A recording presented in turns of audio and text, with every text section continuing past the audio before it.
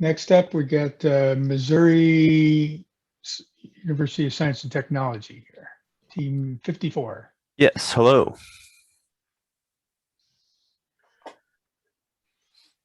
Hello, everybody. Do you have all your folks here? 1 second. I think we might be waiting on one or two more. Okay.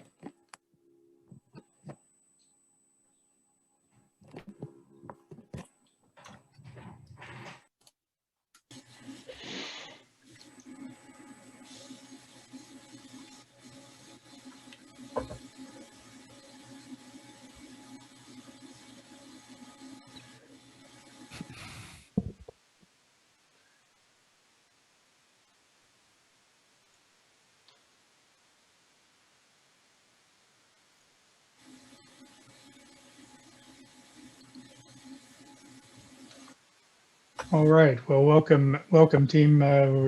We need to keep on a fairly strict schedule because we've got teams piling in right after you. You had I thought you had a very interesting project. The one thing that I didn't see a lot of is actually discussing, alternatives for several of your systems and subsystems. Can you just talk to me a little bit about your overall design vision, what your philosophy was, and and just very briefly, what you did to make that happen? Yeah. So, I guess a few examples I can give specifically of that. There are a few of the systems that had been designed at least partially for the previous year's rocket for Spaceport America. But then when that got canceled, we decided to take some of the ideas, some of the partial designs, and then bring them over into this year.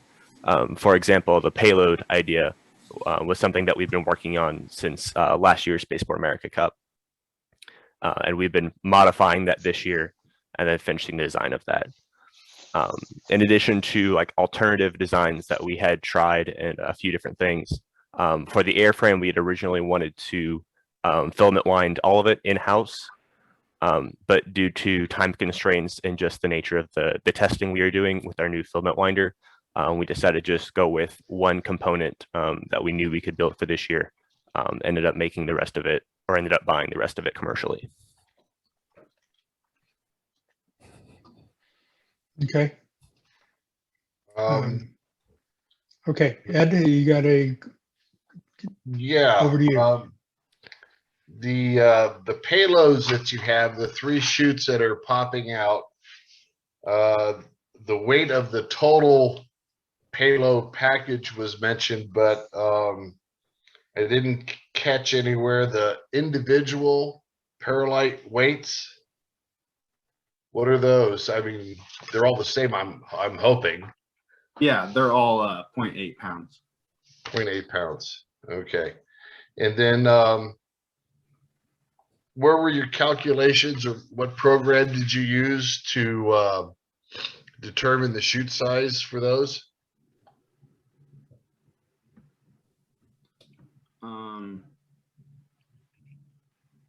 I don't know, Sydney, what did we use?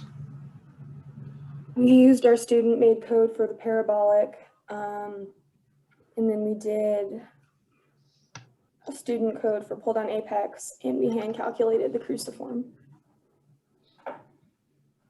Okay, so you use the same program for all 3 different chute sizes, or shapes, I should say, right?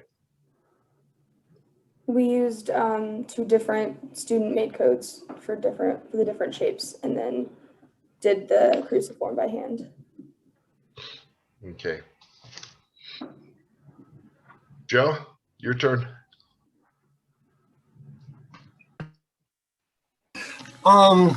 Just something that kind of struck me as odd. You're deploying those payloads at 900 feet.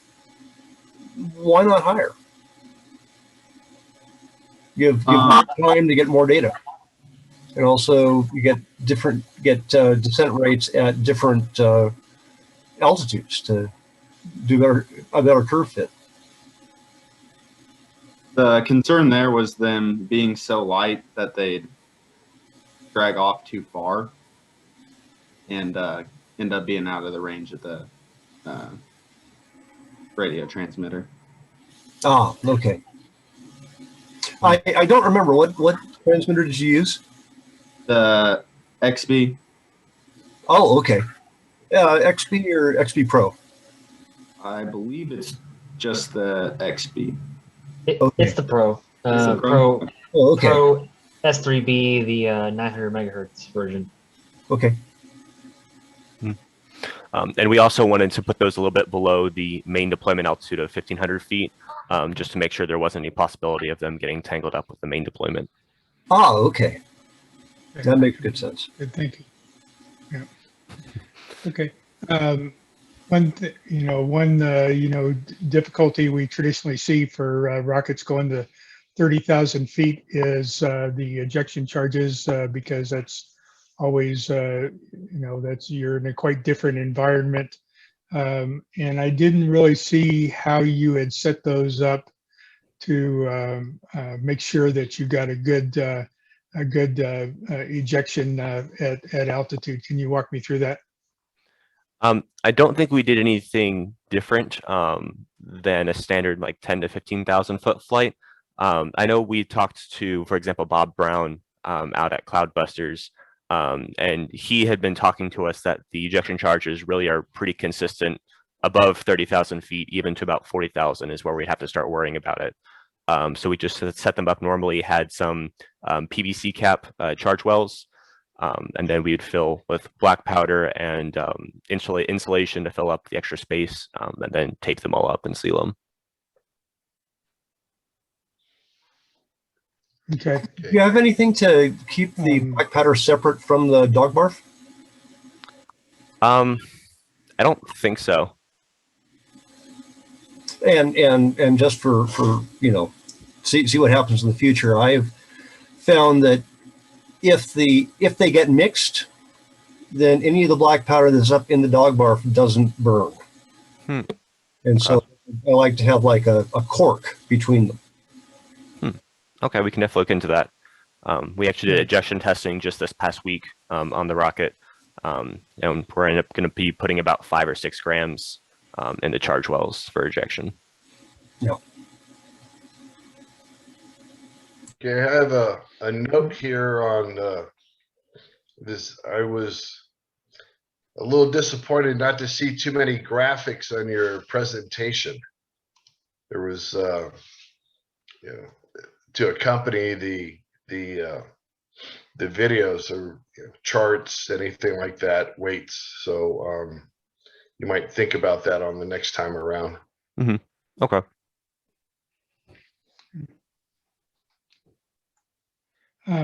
Just a question I had. You said you had to use a external quarter wavelength antenna. Is that a patch antenna that you were using? Yes. So for the rocket, will be a patch antenna, and then for the paralights, those would just be a little thin wire monopole. Okay. Yeah, because when I read your technical report, that wasn't entirely clear exactly what kind of antenna you were using there. So that's was a question that I had. Mm-hmm. Joe, you got anything? Well, there's a question I'm tempted to ask, but yeah, I will. So why put a rocket up to 30,000 feet to try a payload that's going to be doing something for 900 feet?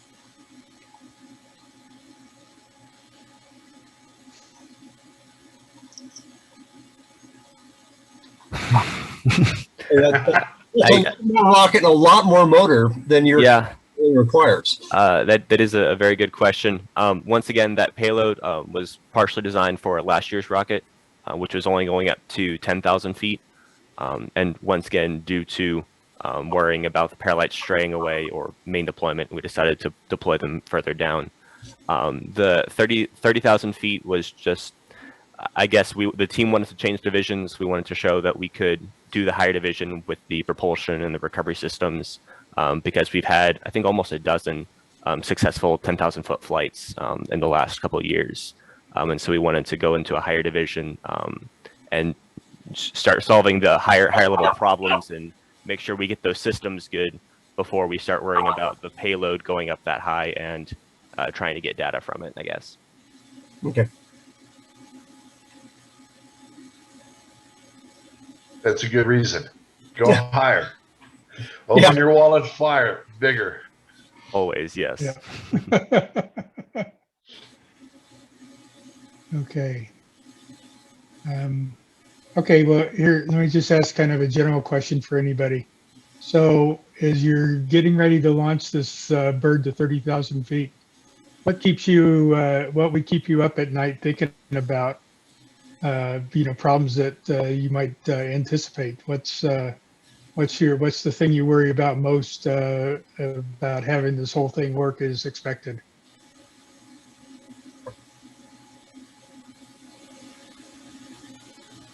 I guess I can let some of the leads answer as well. But as for me, I think honestly the payload is something that hardware-wise we're still working on, and getting the deployment of those paralights right.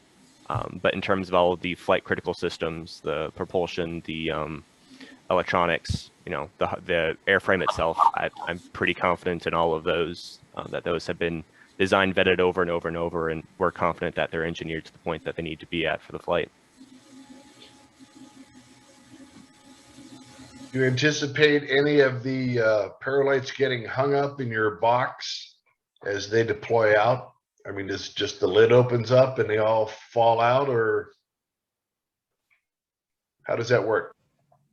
They're all going to end up getting pushed out by a spring that's held back by a solenoid. So each paralight has its own spring, or is it just pushing a plate out of to like a jack in the box? No, each paralight has its own spring. And what happens to the lid?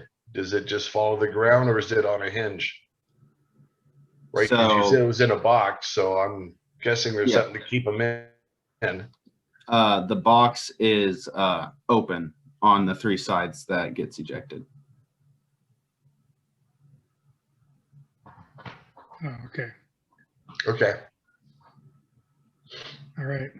And I'll add that box is kept within. Go ahead. Okay. I was just going to add real quick that Bill. the box is held in by the upper body tube. The payload's in the nose cone shoulder. So when those two pieces separate, that opens up those cavities in the payload structure for the paralights to come out. Okay. Okay, very good. Our time is up. Thank you very much. You had got a solid project and a lot to build on, and we will look forward to seeing you out in the desert next year. Great. Thank you for your time. Okay, you all are released. Thank you.